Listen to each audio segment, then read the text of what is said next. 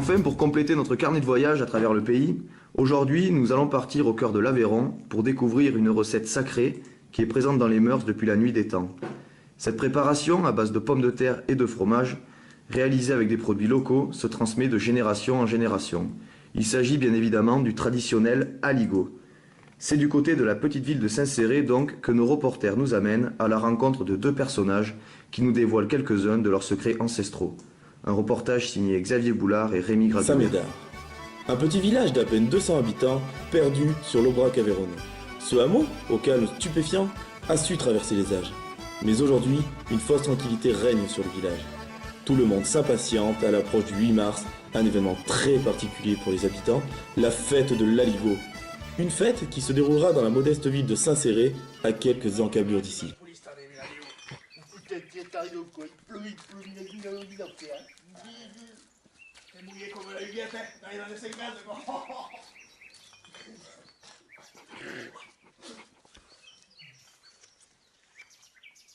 Virgile et Barnabé, quand est-ce que vous avez appris les secrets de l'Aligot? Bon, l'aligot, disons que l'aligot, depuis ma plus tendre enfance, c'était déjà le dimanche chez ma grand-mère. Et vous, Barnabé, est-ce que cette passion vous est venue de la même manière que pour Virgile?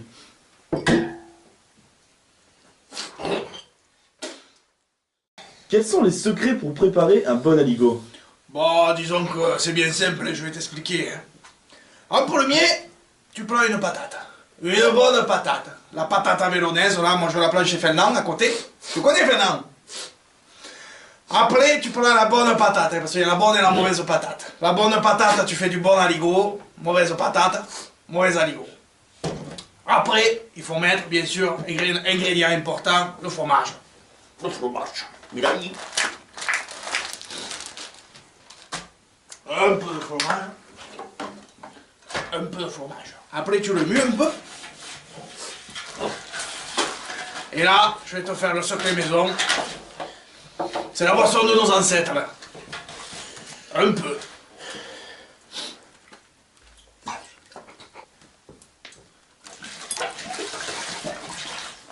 Et tu touilles. Lentement, doucement, tu touilles. Et là, il commence à filer chaudit. Regarde, petit, regarde. Ça, c'est boulot. Comment est née cette passion pour l'aligot? Ah, l'aligot. Je crois que la première fois, c'était à l'automne de 47, juste après la Seconde Guerre mondiale. C'était une après-midi de vendange. La grand-mère Michel, elle avait enfilé 3 litres de rouge. Elle était cuffe, elle était cuffe. Si vous la dites pas qu'elle était dans les vignes, elle me coupait un seulement avec une grappe. Clac! Elle ne coupe pas le doigt du grand-père André. Ça pissait, Chaudi, tu te rappelles? Ça pissait au soleil cru à la boucherie Cassan. Et là, l'oncle Michel, pas bête l'oncle Michel, il s'est souvenu qu'il avait dans la gamelle un fond d'aligot du repas de midi. Il a laclé la gamelle, il a endoltillé le moignon avec son aligot. C'est comme ça qu'on a sauvé le grand-père. Il n'y aurait pas eu l'aligot, je crois que le grand-père, il mangeait les pissenlits par la lancine. Que pouvez-vous nous dire sur la rumeur comme quoi l'aligot serait né dans le Cantal? Pardon? Moi? Écoute-moi bien, petit. Le dernier qui m'a dit que l'aligot est originaire du Cantal, PAM! 2 balles, je lui ai mis entre les yeux. L'aligot, petit, c'est uniquement de l'Aveyron. Qui la garde, leur truffade de merde, les Cantalos, qui la garde? Une question me taraude. Les femmes, que font-elles pendant la fête? Que préparent-elles? Les femmes, vous savez, ici, mon petit, ça coule pas les chars. Moi, vois-tu, j'ai vécu une quinzaine avec la Huguette, la mouscaillette, comme on l'appelait. Et un jour, elle m'a dit, je pars à Paris pour vivre la grande vie. Elle m'a brisé le cœur, ce jour-là. Brisé. Moi, j'ai vécu qu'une seule femme dans la vie, c'est assez. Et maintenant, le moment tant attendu, la dégustation. Après l'effort, on va la gustiller, Milatio. Et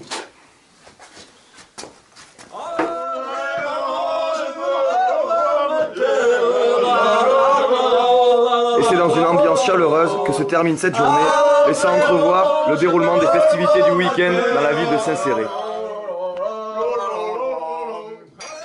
Un spectacle merveilleux, je vous l'avais dit.